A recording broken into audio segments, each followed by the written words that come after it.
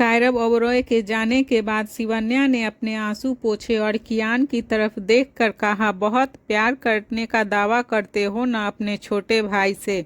अभी उसे मरे हुए 2 महीने भी नहीं सही से हुए और तुमने शादी कर ली। यह था तुम्हारा प्यार तुम्हारे भाई के लिए।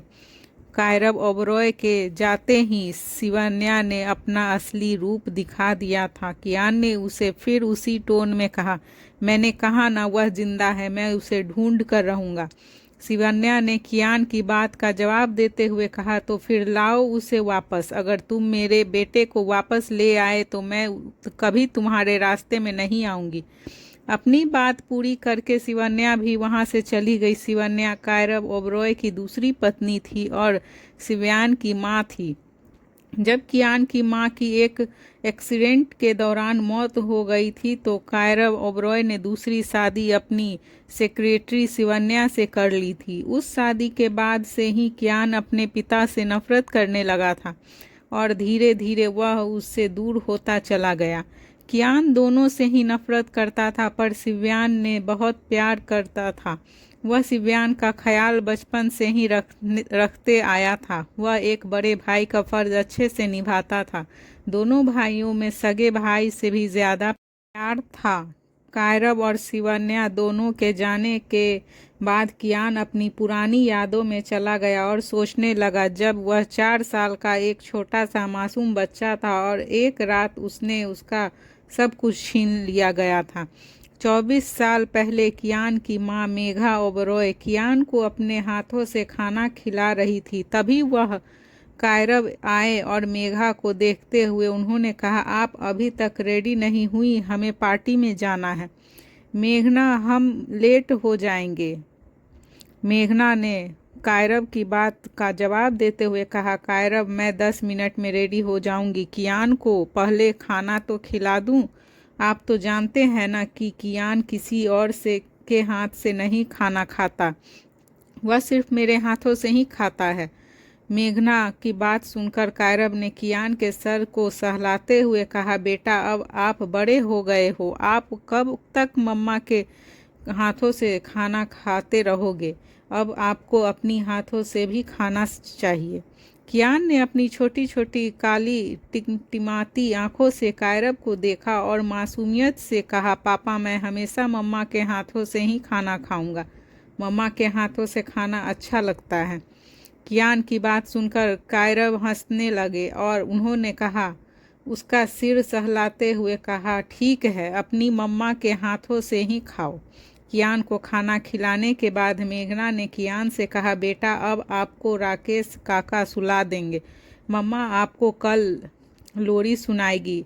आज मम्मा को पापा के साथ बाहर जाना है। कियान अपने उम्र के बाकी बच्चों से ज़्यादा स्मार्ट था। वह अपनी माँ की बातों को अच्छे से समझ रहा था। उसने मेघना को देखकर स्माइल करते हुए कहा, ओके मम्मा। मेघना ने प्यार से अपने बेटे के सिर को सहलाते हुए और उसके फोरहेड को किया।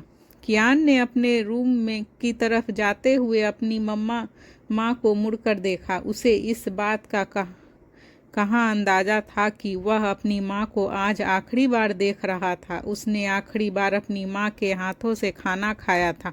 वह अपनी माँ का लाडला था। अगर उसे थोड़ा सा भी अंदाजा होता कि आज वह अपनी माँ को आखिरी बार बाय बोल रहा था तो वह कभी अपनी माँ को जाने नहीं देता।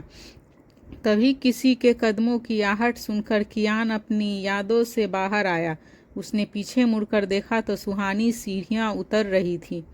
उसने ब्लू रंग का चूड़ीदार सूट पहना था और उसके खुले बाल स्टेयर्स से उतरते हुए हवा में लहरा रहे थे। सुहानी के गहरे रंग पर वह ब्लू रंग उसकी खूबसूरती को और बढ़ा रहा था। सुहानी को देखते ही कियान की नज़रें उस पर थम गई थी।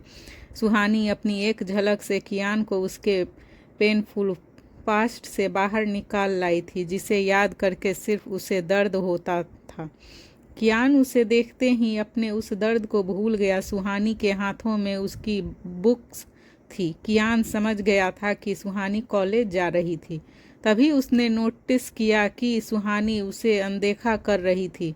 वह समझ गया कि थोड़ी देर पहले की बात से सुहानी उसे अनदेखा कर रही थी या शायद उसे नाराज थी।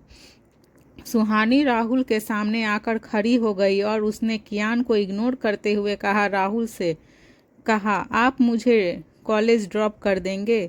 राहुल यह सुनकर कुछ सोचने लगा। वह ऑलरेडी लेट हो गया था। उसने सोचा था कि वह कियान को अपडेट देकर स्वाति को कॉलेज ड्रॉप करने जाएगा, पर अब सुहानी ने उसे यह सवाल करके उसे प्रॉब्लम में डाल दिया था।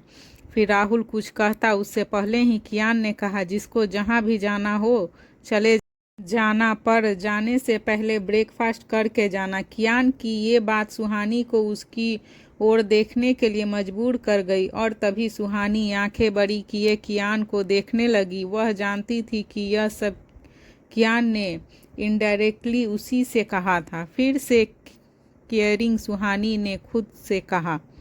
फिर खुद को डांटते हुए उसने आगे कहा, नो नो सुहानी, इसके बारे में अच्छा या बुरा कुछ नहीं सोचना। यह बस तेरे माइंड में से अपने डिफरेंट शेड्स दिखाकर खेल रहे हैं। यह तुझे पागल कर देना चाहते हैं, पर तुझे पागल नहीं होना है सुहानी, अंडरस्टूड? कियान की बात सुनने के बाद उसके कदम अपने आप ही डाइनिंग एरिया की तरफ बढ़ने लगे थे। सुहानी राहुल के साथ ब्रेकफास्ट सर्व करने लगी कि तभी उसका ध्यान कियान की तरफ गया और उसने राहुल की तरफ देखकर कहा, राहुल जी, यह ब्रेकफास्ट करने का रूल सभी पर लागू है या सिर्फ हम दोनों पर? राहुल को सुहानी का सवाल कुछ अटपटा लगा और वह उसे देखने लगा। वहीं कियान सुहानी की बात समझ गया था और तभी उसने बिना सुहानी की तरफ देखे कहा, रूल मैंने बनाए हैं और उसे फॉलो सभी को करना है। कियान की बात पर सुहानी मुंह बनाकर राहुल से बोली, राहुल जी, जो रूल बनाता है सबसे पहले उन्हीं को अपने रूल फॉलो करने चाहिए, नहीं तो दूसरे भी नहीं करते। वेल, मुझे भूख नहीं लगी है, आप मुझे कॉलेज ड्रॉप कर दो। दोनों की बातें सुनकर राहुल समझ गया कि एक बार फिर दोनों उसे बीच में रख कर बात कर रहे थे। तभी कियान सुहानी की बात से चिढ़कर चेयर खींचकर बैठ गया। यह देखकर सुहानी के होठों पर स्माइल आ गई। इससे पहले कि उसकी स्माइल कियान देखता, उसने अपनी स्माइल को छुपा लिया। कियान ने फिर उसे एक लुक दिया, जैसे पूछ रहा था कि तुम आखिर कहना क्या चाहती थी। सुहानी भी कियान को देखकर समझ गई कि वह उसे क्या कहना चाहता था। उसने भी उसी स्टाइल में कियान को देखा जैसे कियान के सवालों का जवाब दे रही थी। दोनों के ही होठ खामोश थे, पर आंखें बातें कर रही थी। फिर राहुल ने दोनों को एक दूसरे को ऐसे घूरते देखा, खुद से कहा, क्या इस दोनों की शादी होना सही है? क्या यह दोनों इस शादी को निभा पाएंगे? फिर राहुल ने आगे कहा, देख तो ऐसे रहे हैं जैसे दोनों एक दूसरे को पहली बार मिल रहे हों। उन्हें ऐसे देख कर राहुल को एक आइडिया सूझा और उसने सुहानी से कहा, आपको भूख नहीं लगी, पर मुझे लगी है। क्या मैं ब्रेकफास्ट कर सकता हूँ? क्या आप थोड़ा वेट कर सकती हैं? राहुल की बात पर सुहानी कुछ कहती उससे पहले ही कियान ने कहा, तुम मुझे ऑफिस में मिलो, आई ऑल ड्रॉप हर।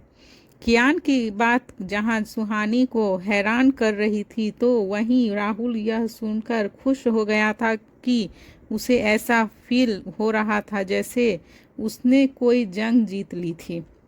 फिर सुहानी बिना कुछ बोले कियान के पीछे जाने लगी और दोनों ही कार में एक साथ बैठे। फिर कुछ ही समय बाद कियान ने कार के ब्रेक लगाए। उसकी कार नेशनल मेडिकल कॉलेज के बाहर खड़ी थी। उस कार को देखकर वहां से गुजर रहे हर शख्स की नज़र उस कार पर ही थी। कियान की कार बहुत एक्सपेंसिव थी। वह एक लिमिटेड एडिशन वाली कार थी जिसे ऑर्डर देने पर ही बनाया जाता था। इतनी लग्जरी कार को अपने कॉलेज में देखकर सभी उसे आंखें बड़ी करके देख रहे थे।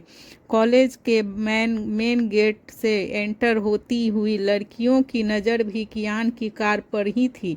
कार का ग्लास ब्लैक होने की वजह से बाहर के लोगों को कार के अंदर कोई नहीं नज़र आ रहा था, पर उस कार के देख कार को देखकर सब यही सोच रहे थे कि आखिर इतनी महंगी कार में आया कौन होगा। वह सब अपने दिमाग के घोड़े दौड़ाने लगे और आपस में बात करने हुए एक दूसरे से कहने लगे, क्या इस कार में कोई सेलिब्रिटी किड है। तभी उन सभी की उम्मीदों पर पानी फेरती हुई सुहानी उस कार से बाहर आई। सुहानी को देखकर वह सभी हैरान रह गए। अब उन्हें यह समझ नहीं आ रहा था कि सुहानी इतनी महंगी कार में क्या कर रही थी। फिर अगले ही पल उन्हें राघव का ख्याल आया। सभी जानते थे कि सुहानी राघव की गर्लफ्रेंड थी। सुहानी बिना कियान को कुछ बोले ही चली गई थी। कियान भी तब तक वहीं रहा जब तक वह कॉलेज के अंदर नहीं चली गई। उसके अंदर जाते ही कियान भी वहां से चला गया। सुहानी कियान के बारे में सोचते हुए चली जा रही थी कि तभी वह सामने से आ रही एक लड़की से टकरा गई। उन दोनों की टक्कर होते ही उसके हाथ में पकड़ी बुक नीचे गिर गई। सुहानी उस लड़की को सॉरी बोलते हुए नीचे गिरी बुक को उठाने लगी। तभी बुक को उठाते उठाते सुहानी की नज़र एक पैकेट पर पड़ी जिसमें सफ़ेद रंग का पाउडर था। सुहानी ने उस पैकेट को देखते हुए कहा, ये क्या है। वह लड़की भी सुहानी के साथ बुक उठा रही थी। तभी उसने सुहानी की बात सुनकर उसकी तरफ देखा और उस लड़की ने जल्दी से उसके हाथ से पैकेट को झपट लिया। सुहानी को उस लड़की के ऐसे रिएक्शन को देखकर थोड़ा अजीब लगा। फिर वह लड़की जल्दी से सुहानी के हाथों से अपनी बुक लेकर चली गई। सुहानी ने उसे इतनी जल्दबाजी में जाते हुए देखकर कहा, इतनी भी क्या जल्दी कि एक बार थैंक यू भी नहीं कहा। फिर कुछ देर बाद सुहानी अपनी क्लासेस ओवर होने के बाद पायल और अंशिका के साथ कैंटीन में बैठी थी। अंशिका सुहानी से पिछले 4 दिनों से कॉलेज न आने की वजह पूछ रही थी। अंशिका के सवाल सुहानी को एक बार फिर से 4 दिन पहले और उसके बाद की घटनाओं के बारे में सोचने पर मजबूर कर रही थी। सुहानी को अपनी सोच में डूबा देखकर अंशिका उसे पकड़ के हिलाने लगी। अंशिका के हिलाने से सुहानी के गले में जो मंगलसूत्र कियान ने पहनाया था वह बाहर निकल आया। पायल की नज़र जैसे ही सुहानी के मंगलसूत्र पर गई तो उसने उससे अपने हाथ से पकड़ते हुए कहा, ओ माय गॉड सुहानी, क्या तेरी शादी हो गई है। पायल के इस सवाल पर सुहानी का ध्यान टूटा और उसने जल्दी से अपने मंगलसूत्र को वापस से छुपाते हुए कहा, नहीं ऐसा कुछ नहीं है। सुहानी के एक्सप्रेशंस उसके शब्दों का साथ नहीं दे रही थी। अंशिका ने यह नोटिस कर लिया था। फिर उसने मंगलसूत्र को सुहानी के गले से बाहर निकालते हुए कहा, हम कोई छोटे बच्चे नहीं है सुहानी, जो तू कुछ भी बोलेगी और हम उसे सच मान लेंगे। अंशिका और पायल की बातों पर सुहानी दोनों को ऐसे देख रही थी जैसे वे दोनों उसकी लाइफ की सबसे बड़े विलेन थी। फिर उसने न चाहते हुए भी दोनों को सच बता दिया। सुहानी की पूरी बात सुनने के बाद उन दोनों का रिएक्शन ऐसा था मानो उन्होंने कोई भूत की डरावनी कहानी सुन ली थी। दोनों को ही सुहानी की कही बातों पर भरोसा नहीं हो रहा था। पायल ने सुहानी के एक हाथ को अपने सर के ऊपर रखते हुए कहा, बोल दे यार कि तू यह झूठ है, जो भी तूने कहा यह सब झूठ है। पायल की बात सुनकर सुहानी ने उसे घूरते हुए कहा, मैंने जो भी कहा वह सब सच है। यह सुनकर पायल का मन कर रहा था कि वह जोर जोर से रोए। उसे अब सुहानी से जलन होने लगी थी।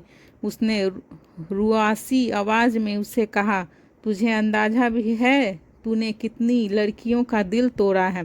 पायल की बात सुनकर सुहानी उसे ऐसे देख रही थी जैसे उसे पूछ रही थी कि इस नौटंकी की वजह क्या थी।